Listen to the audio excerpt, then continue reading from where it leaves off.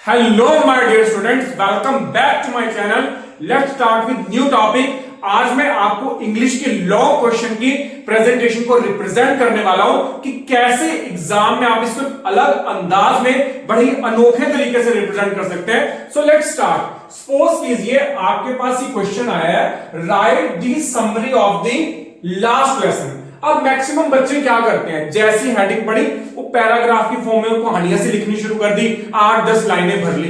ठीक है ना, यही तो करते हैं हम सब। लेकिन इसको आज एक अलग तरीके से समझेंगे। सबसे पहले आप इंट्रोडक्शन दीजिए। पहले नंबर पे इंट्रोडक्शन में द स्टोरी लास्ट लेसन, जहां पे आप क्या बताएंगे, किसने लिखा है, अल्फोंस जॉर्जेट ने। ठीक है, मेन कैरेक्टर्स बताने हैं, उसके बाद फ्रेंच है, मिस्टर हैमल है and people of the village. तो इंट्रोडक्शन में आपने इतनी बात बतानी है कि इसका ऑथर, इसमें मेन कैरेक्टर कौन कौन से रोल प्ले करने वाले हैं। उसके बाद आता है आपका सब्जेक्ट। सब्जेक्ट के अंदर आपने एग्जामिनर को उसी में सारे क्वेश्चन की एक्सप्लेनेशन दे देनी है कि मैं इस क्वेश्चन के अंदर क्या क्या बताने वाला हूं, जो आपके लिए प्लस पॉइंट साबित होगा। सब्जेक्ट में देखो, अब मुझे 3 कैरेक्टर पता है और इस पूरे चैप्टर में ये 3 ही कैरेक्टर हैं। तो सबसे पहले कैरेक्टर स्केच ऑफ फ्रेंच, यानी कि आप इस क्वेश्चन में क्या क्या एक्सप्लेन करने वाले हो, अब आप वो बता रहे हो। फ्रेंच के बारे में क्या क्या बताओगे, फ्रेंच कौन था, उसका नेचर, फीलिंग ऑन चेंज और उसकी इमोशनल साइड। लास्ट में कंक्लूजन क्या है फ्रेंच का, कि ये केयरलेस लड़का है, लेकिन वो सीरियस और इमोशनल कब हुआ, जब उसको अपनी लैंग्वेज और अपनी एजुकेशन की वैल्यू का पता लगा। दूसरे नंबर पे आप इसमें क्या एक्सप्लेन करने वाले हो, कैरेक्टर स्केच ऑफ मिस्टर हैमल, जो टीचर थे।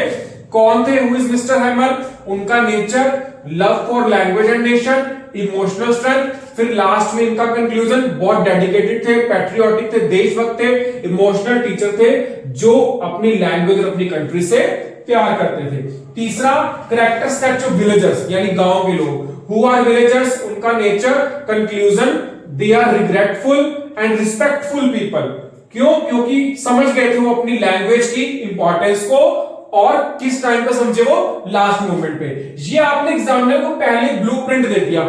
ठीक है ना, जैसे रफ में जैसे हम कहते हैं बना लिया, सारा कुछ भी पता लग जाएगा मैं क्या क्या करने वाला हूं। तो ये ब्लूप्रिंट दे दिया कि भाई मैं इस क्वेश्चन में ये बताने वाला हूं। अब बताओ, यहीं से इफेक्ट बढ़ जाएगा कि हाँ बच्चे को सारी चीज क्लियर है। नेक्स्ट, एक्सप्लेनेशन, यानी कि ये जो सारी चीज आपने यहां पे बता दी कंटेंट फॉर्म में, अब यहां पे आप इसको टेक्स्ट की फॉर्म में लिखना शुरू करोगे। जो जो आपने यहां पे लिखा है उसको यहां मैंने लिखा डिटेल एक्सप्लेनेशन, अपने क्वेश्चन की आंसर किया, यहां पे करोगे। लास्ट में कंक्लूजन। कंक्लूजन में मेन कैरेक्टर फ्रेंच, मिस्टर हैमल और विलेजर है। फ्रेंच के बारे में शॉर्ट में केयरलेस बॉय है, लेकिन वो सीरियस हो गया, इमोशनल और ग्रेटफुल है। फिर मिस्टर हैमल डेडिकेटेड टीचर है, पैट्रियोटिक और इमोशनल है। विलेजर्स रिग्रेटफुल, रिस्पेक्टफुल और रियलाइज हो गए उनको अपनी एजुकेशन की और अपनी कंट्री की इंपॉर्टेंस। तो इस तरह से आप इंग्लिश के लॉन्ग क्वेश्चन को रिप्रेजेंट करें। देखिए, प्रेजेंटेशन का बहुत फर्क पड़ता है। ठीक है ना, जरूरी नहीं है कि बस वो एक ही चीज जो रट रखी है। देखिए, बुक में आपको एक बता रखा है, एक्सप्लेनेशन कर रखा है चीज को, बाकी कुछ हमारी भी ड्यूटी बनती है कि हमें किस तरह से चीज को रिप्रेजेंट करना है। That is very important. I hope कि आपको अच्छे समझ आ गया होगा, अच्छे से क्लियर हो गई होंगी चीजें। फिर मिलेंगे नई वीडियो, नए टॉपिक, नए सब्जेक्ट, नए कंटेंट के साथ।